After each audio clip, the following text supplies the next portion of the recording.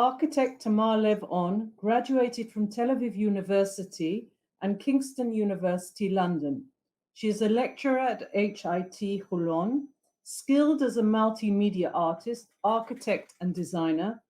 Tamar's work is presented through a variety of media and installation, which include both 2D and 3D works. In her journey, Tamar mainly explores fictional narratives, alongside histories, masquerading, and space structuring. In HIT, she focuses on teaching the interfaces of art and architecture. Hi, firstly, apologies for not being with you on site on the studio. I'm a little unwell, so doing this from my home in Tel Aviv. Let's start. I'm Tamar Lev-On. I'm an artist. I'm a member of the P8 Cooperative Gallery in Tel Aviv, an architect, designer, and a lecturer here at the HIT Design Faculty. So, as a starting point, I have no one specific field of practice. Rather, everything I do is a meeting point of various fields, which can be fruitful and synergetic, but the different inputs can also contradict or even obstruct each other. So these dilemmas of the contradictions are what lead my practice and life. If you talk about life, it exists within those stitches and the meeting points between the rigid path and the fluid one. We can call it a grid of land, of pre-planned and structured areas, and of the ocean, which is fluid and liberated and imaginative, such as the meeting point between the architecture and the art. So if I'm stretching this metaphor a little further, I can say that it's like the meeting between fact and fiction, or between the truth and the false. And in this realm, between the architecture, art, fact, fiction, and truth, I make my art. Scrutinium is the first of the two projects I'm about to share with you today.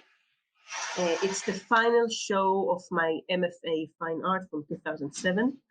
It presented an archive documenting a murder that took place at the gallery site called the Barge House, and trying to solve it.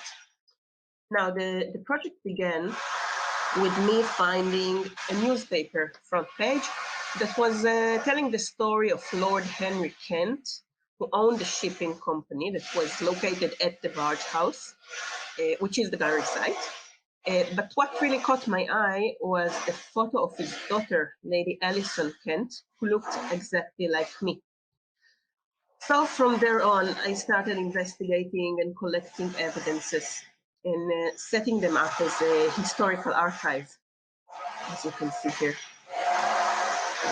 This project is a grid. It's a grid of local histories with folklore and storytelling. And another thing that I can tell you about it now is that it's all completely fake, from scratch. The story, characters, storylines, newspaper, everything is fake. Now, why? The show was the outcome of my paper, The Artist is a Liar, that I wrote at Kingston University. And it discussed whether the artist, myself, is morally obliged to my audience when I present them with the art that claims to be telling the truth. So in my opinion, when someone encounters a work of art that's accompanied with a documentary promise, such as based on a true story title at the beginning of a film, they immediately get closer to the work. Presenting an art piece as reliable removes filter of disbelief and create identification of the viewer. So the artist can easily engage with explosive themes and criticize them without being caught.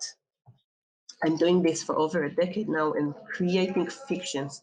And then I'm taking these fictions and using them to remap actual themes, places, and events.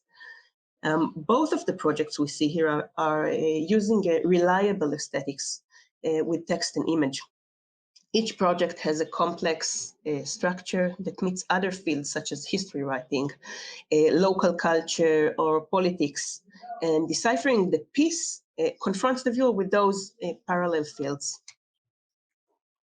So this actually creates another example of a grid that starts with the site-specific area, which is the space, actually, the location, the history, the stories that took place there that I study and respect. But then I add up my own narratives with concepts and ideas that allow me to bring in some of my own criticism and are being read as part of the storyline. And if I'm taking this back to Scrutinium, I mentioned it to be a grid, but the third element of the grid that creates the conflict between the first two is the material, is the element of material. The people and the events in this piece are all fabricated, and so is the material that is used to portray them. I'm using acrylic for oil, paper stands for fabric, the paper is handwritten, hand printed, etc. So what does it mean? I mean, it means that the physical archive itself, to begin with, is fake. So I'm attacking the viewer's perception and asking what is stronger? Is it the physical evidence or the words, the written words? And asking what would fail me, the artist, in the eyes of the viewer, what would give it away? The second project is Legend. Legend is my artist book. It was published about over a year ago, supported by Mifal HaPies, the Israeli lottery. It's in fact an exhibition hidden within a book format. Now, the word legend is fascinating as it expresses exactly what we discussed so far. It can stand for a story or a fable, but it can also stand as a symbolic and graphic code or a map or on an architectural drawing. So again, it's the fluid against the rigid, the concrete against the imagined, all in this one word, legend. The book itself is a local fable. It's suggesting an alternative Israeli history throughout the 20th century between the modern and the postmodern in the realm of the what if. The book includes 40 fictitious characters and their written biographies, 30 related works of art, as well as 20 short stories that were contributed to the book by renowned writers. Now, the reading experience reveals the open structure of the book. It's open-ended. The reader can choose where to begin and in which order to build the narrative and connect the characters to each other, as there's no hierarchy. Now, the artistic ingredients in the book make a long stream of consciousness. There are collages, manipulated photos, drawings, paintings, objects, and findings. Now, the plots and the people together create a reality that echoes Israel as we know it. It's filled with references, and it invites the reader to understand this place, the Israeli condition, as something that's repeating itself, like a repeating history.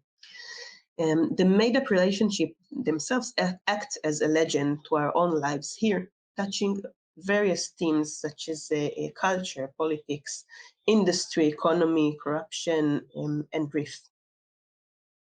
For me, it's the optimal expression of the grid that we discussed so far. I consider it to be a depth grid or a three-dimensional web of facts and fabrications. It's practically a personal tour through the people, art, and text. And these three elements expand and clash.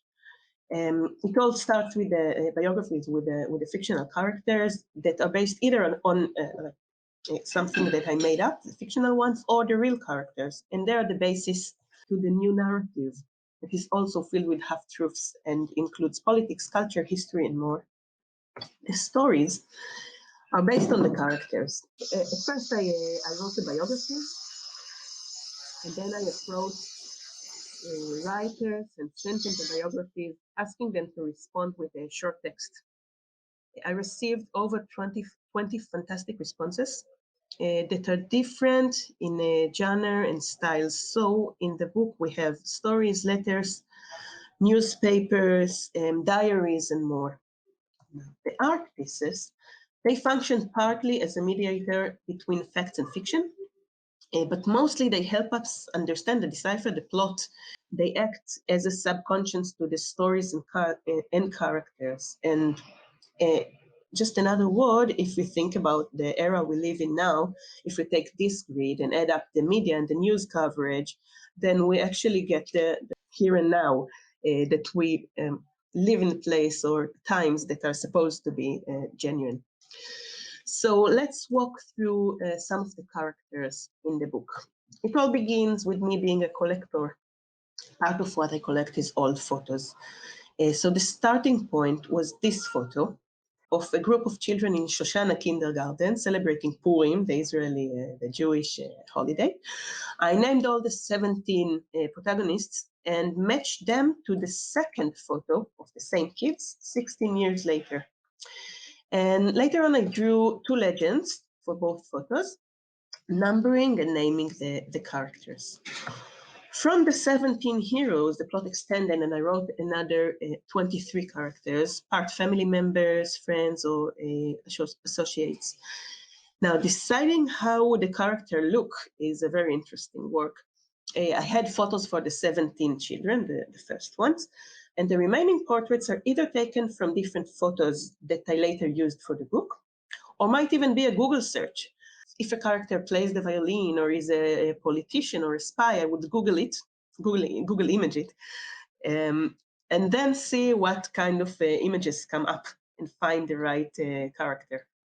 So together they create a take on a family tree, which again is a graphic representation, a legend for this story. Let's take a peek of some of the characters and narratives inside of legend. Twin sisters, Yafa and Chaviva Fomenko, are a good place to talk about naming a character. The two of them are simplified into feminine archetypes. Yafa, the word Yafa in Hebrew is pretty. So indeed, she is a beauty queen. And her sister, Chaviva, when Chaviva is nice or likable, is indeed a smart and kind sister who works as a nurse. And their surname, Fomenko, is a Romanian origin.